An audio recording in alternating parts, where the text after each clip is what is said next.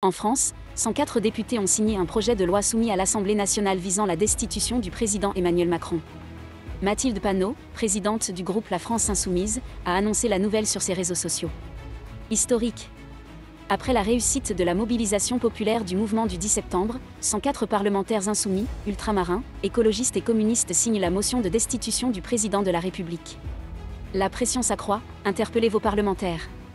Macron doit partir, a déclaré Panot. La procédure dépend désormais du bureau de l'Assemblée nationale, la plus haute instance collégiale de la Chambre basse, qui doit d'abord décider d'examiner ou non la motion.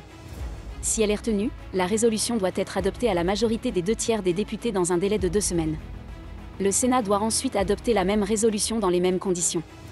Si les deux chambres valident la motion, une séance conjointe sera convoquée.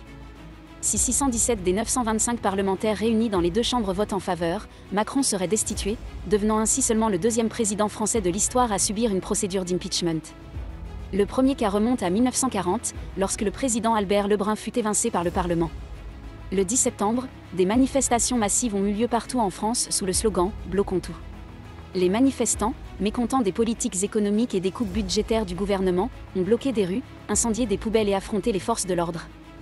2 jours plus tôt, le 8 septembre, le gouvernement du Premier ministre François Bayrou a démissionné après avoir perdu un vote de défiance à l'Assemblée nationale, où 364 députés ont voté contre 194 en faveur du gouvernement.